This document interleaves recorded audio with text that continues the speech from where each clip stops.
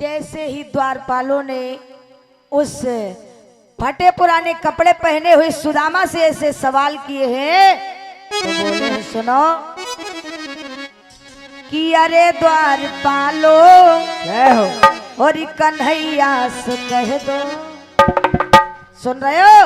हाँ हाँ सुन रहा हूँ। कि अरे द्वारपालो और कन्हैया से कह दो कि मिलने सुदामा गरीबा गया है। द्वारपालो कन्हैया से कह दो, अरे द्वारपालो कन्हैया से कह दो, मिलने सुदामा गरीबा गया है, मिलने सुदामा गरीबा गया है।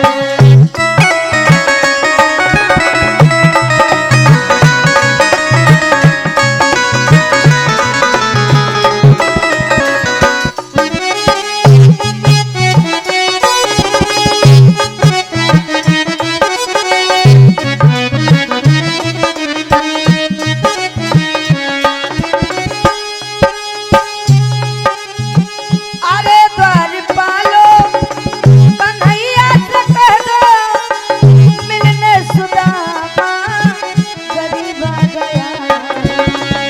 और बेटा हाँ न सर पे है पगड़ी न तन पे है जान, न सर पे है पगड़ी न तन पे है जाना। बता दो कन्हैया से नाम है सुदामा। बता दो कन्हैया से नाम है सुदामा, बता दो कन्हैया से नाम है सुदामा।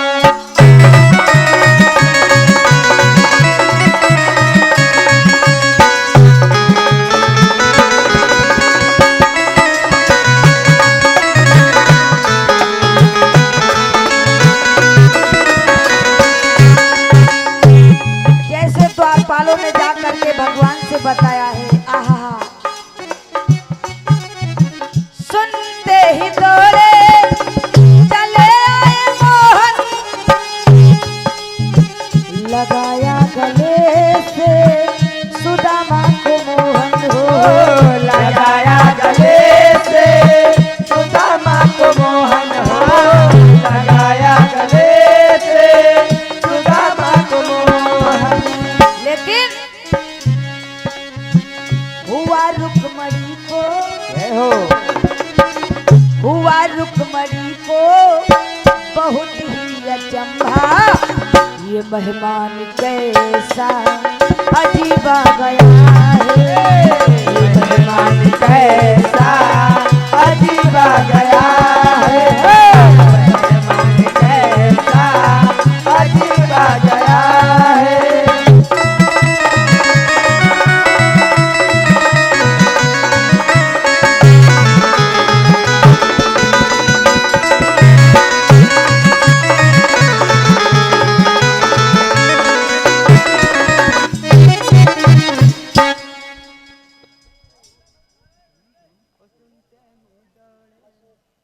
और ये अशोक भैया जी की तरफ से मसूदपुर से सादर 101 मुद्राओं का दान आया है। प्रभु से आशीर्वाद की कामना है। जिस समय भगवान श्याम सुंदर ने सुना है द्वारपाल के मुख से कि हमारा बचपन का मित्र सुदामा हमसे मिलने के लिए आया है, देखो भैया यारी में गद्दारी नहीं और गद्दारी में यारी नहीं। क्यों कि यार दगाबाज होशियार की ऐसी तैसी,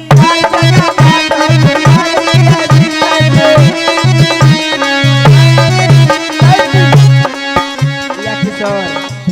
यार दगाबाज होशियार की ऐसी तैसी,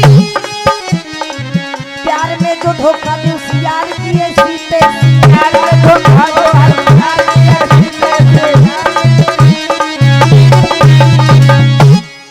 भगवान श्याम सुंदर ने अपने यार को जैसे ही देखा है दौड़ करके रुक्मणी को छोड़ा और भागते हुए राजमहल में आए सुदामा को भर करके अपनी छाती से लगा लिया। हाय दैया रुक्मणी ने जैसे देखी प्रभु, ओ प्रभु, हाँ ये कौन है जो इतने फटे पुराने वस्त्र पहन रहे हैं? इसके शरीर से भी बू आ रही है, आप इसको गले क्यों लगा रहे हैं? अरे प्यारी, तुमको नहीं पता है ये कौन है? कौन है?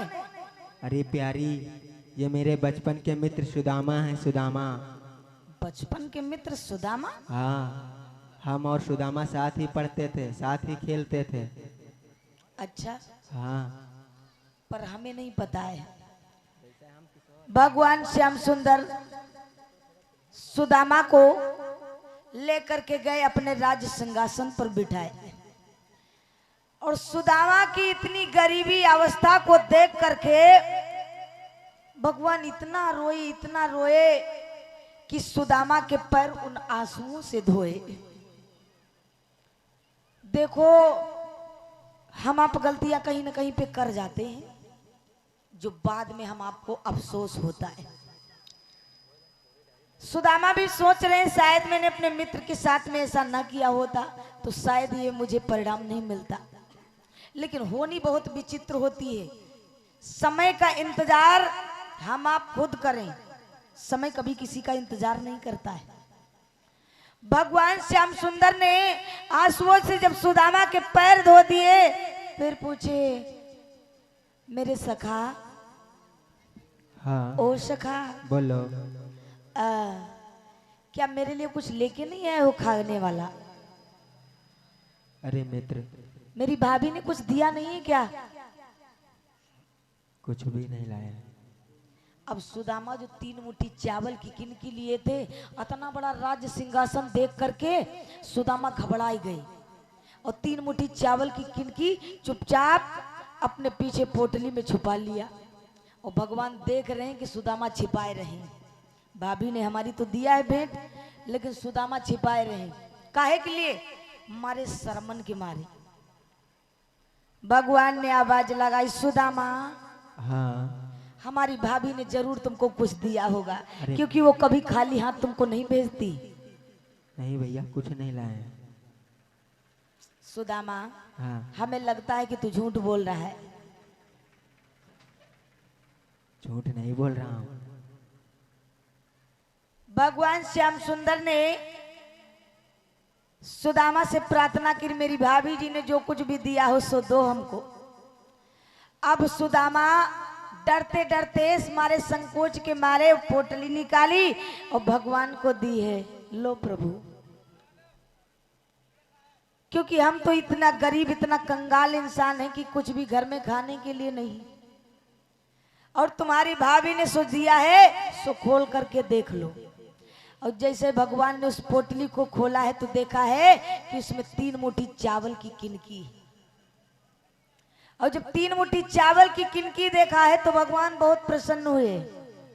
सुदामा, हाँ, बहुत ही सुंदर है हमारी भाभी, और उससे भी सुंदर है तू, जो मेरे लिए कुछ ना कुछ भेंट लेकर के आया है। और भगवान ने जैसे 3 मुट्ठी चावल की किनकी खोली और जैसे चबाना स्टार्ट किया है, रुक्मणी देख रही, हाय दादा, भगवान आज चावल चबाए रहे। कि श्री कृष्ण जी के मित्र मिलने सुदामा जी आए।